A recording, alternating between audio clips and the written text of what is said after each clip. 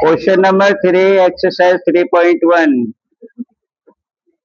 On comparing the ratios A1, A2, B1, B2 and C1, C2, find out whether the following pair of linear equations are consistent or inconsistent. मैंने last वाली class में भी बताया था कि consistent और inconsistent जो है, एक केस होता है जो इनकंसिस्टेंट होता है, जो कि होता है पैरेलल वाला। बाकी सारे कंसिस्टेंट होंगे। सारे क्या, दो ही बचे, एक बचा इंटरसेक्टिंग और एक बचा कोइंसिडेंट। ठीक है, तो ये दोनों ही केस हैं जो कि कंसिस्टेंट होंगे। तो रेशियो निकालेंगे और पता करेंगे कि कौन सा कंसिस्टेंट है और कौन सा इनकंसिस्टेंट है। तो पहला क्वेश्चन जो है, क्वेश्चन 3 का फर्स्ट पार्ट जो है वो है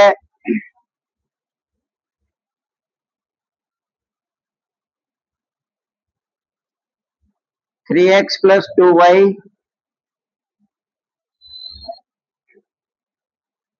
is equals to 5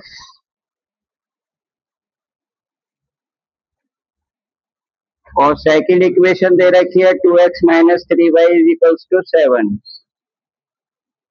2x minus 3y is equals to 7.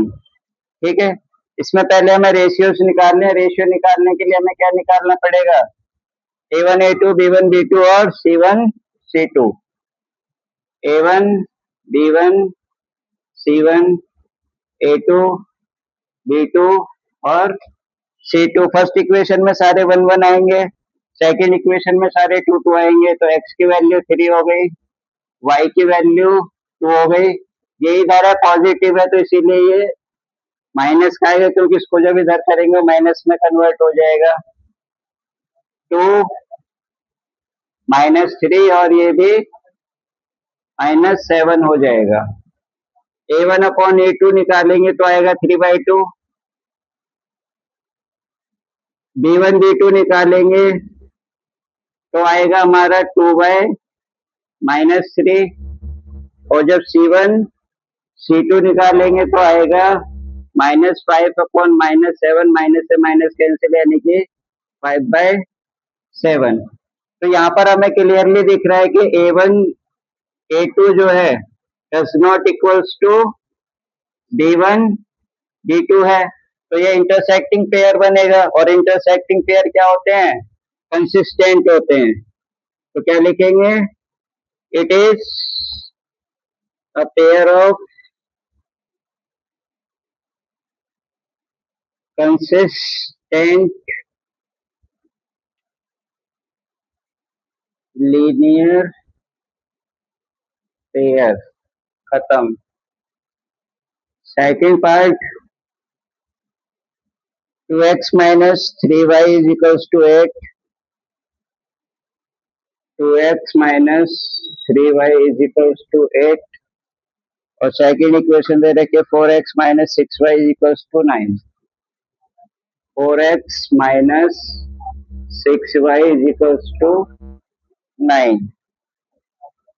तो फिर से A1 B1 C1 A2 B2 C2, first वाली इक्वेशन से 1 1 की वैल्यू आएगी, ये प्लस का है, फिर से माइनस हो जाएगा। 4 -6 और ये माइनस का 9। ठीक है, तो यहाँ से जब सॉल्व करेंगे A1 A2 निकालेंगे 2/4, यानी कि डिवाइड हो जाएगा तो कितना आ जाएगा? 1/2। B1 B2 -3 अपॉन -6, माइनस से माइनस कैंसिल और ये भी डिवाइड हो जाएगा 1/2। और C1 C2 ये है -8 और -9, ये दोनों कट गए, माइनस से माइनस, तो ये हो गया 8/9। तो यहाँ पर हम क्लियरली देख रहे हैं कि A1 जो है वो B1 B2 के बराबर है, और बराबर है तो ये हो गया पैरेलल, और जब पैरेलल हो गया तो ये हो गया इनकंसिस्टेंट। ठीक है, तो इट इज इनकंसिस्टेंट पेयर, इतना ही लिख। असंगत युग्म है ये, ठीक है। थर्ड पार्ट, पहला वो दे रखी है इक्वेशन 3/2x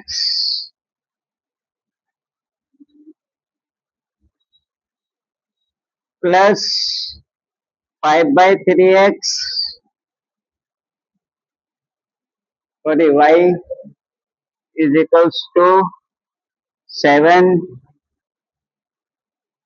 और जो सेकंड इक्वेशन है वो दे रखी है 9x minus 10y, 9x minus 10y is equals to 14। इसी देख रहा हूँ बार बार। अब इसमें भी हमें फिर से A1 A2 B1 B2 C1 C2 निकालना पड़ेगा। वीडियो पॉज करके तुम लोग भी निकाल सकते हो, सारा काम सामने देख के ही निकालोगे।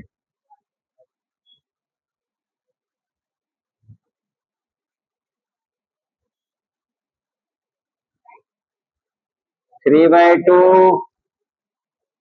9, 5/3 10, 7 और 14 माइनस के, तो A1 A2 निकालेंगे।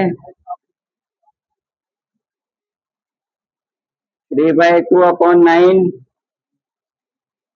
ये इस तरीके से है तो ये यहाँ आ जाएगा, तो इसको सॉल्व करेंगे तो ये इस तरीके से होगा, ये दोनों कट जाएंगे कितने से 1 और 3, यानी कि इसका आंसर आएगा 1/6। फिर B1 B2 निकाल देंगे, तो B1 B2 आएगा 5/3/10, लेकिन 10 किस में है, माइनस में, तो ये भी फिर से उसी तरीके से सॉल्व होगा, ये कट जाएगा 2 बार में, फिर से इसका आंसर आएगा 1/6 माइनस का, और C1 C2 -7/-14, यानी कि हो जाएगा 1/2। तो यहाँ पर हमें दिख रहा है कि A1 A2 और B1 B2 न्यूमेरिकल वैल्यूज के अकॉर्डिंग तो सेम है 1/6 1/6, लेकिन एक पॉजिटिव है और एक नेगेटिव है, इसीलिए ये भी क्या हो जाएगा, A1 A2 does not equals to B1 B2, जब है नहीं इक्वल्स तो कौन सा हो जाएगा, ये भी कंसिस्टेंट हो जाएगा। ठीक है, हो गया। चौथा part,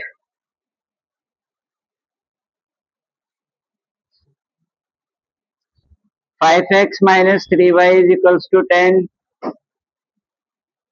5x minus 3y is equals to 10, minus 10x plus 6y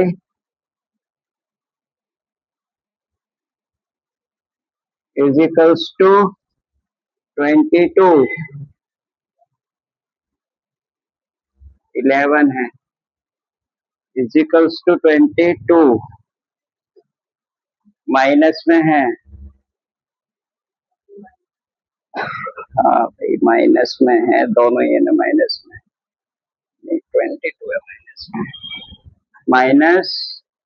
-22, ठीक है।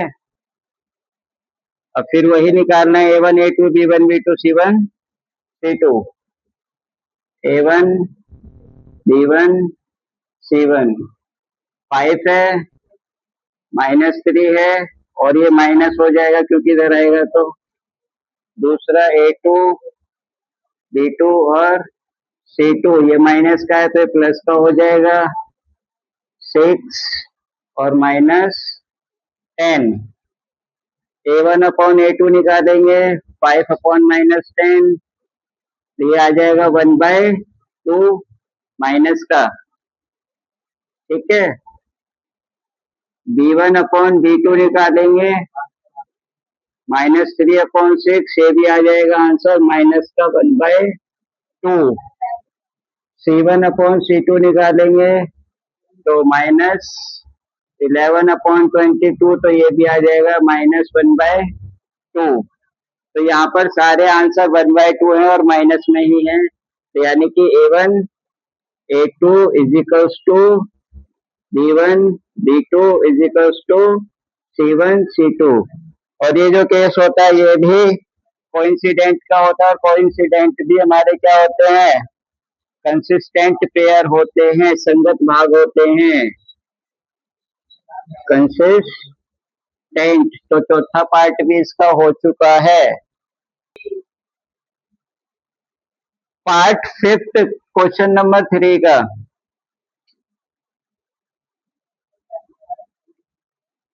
लास्ट पार्ट है इस क्वेश्चन का। 4/3 x plus 2y is equals to 8, और सेकंड इक्वेशन दे रखी है 2x plus 3y, 2x plus 3y is equals to 12। इसमें फिर से हम वही फाइंड करेंगे दोबारा से, A1 A2 B1 B2 C1, A1 B1 C1 A2 B2 C2, 4/3 2 -8 2 3 और -12। फर्स्ट इक्वेशन से सारा ए का 1 का वैल्यू आ गया, सेकंड इक्वेशन से सारा बी 2 का वैल्यू आ गया। अब यहाँ से हम रेशियो बना देंगे A1 A2, यानी कि 4/3, ये अपॉन में जाएगा, इससे बढ़िया मैं यहीं लिख देता हूँ, 2 ये कट गया, तो ये आंसर आया 2/3। ठीक है, B1 B2 ये भी आ गया 2/3, C1 C2 -8 अपॉन -12, माइनस से माइनस कट गया, ये दोनों 4 से डिवाइड हो जाएंगे, 2/3। तो सभी के आंसर क्या है, 2/3। A1 A2 is equals B1 B2 is equals C1 C2। तो ये कौन सा केस हो गया, कोइंसिडेंट, और कोइंसिडेंट भी क्या होते हैं, कंसिस्टेंट होते हैं। हो गया।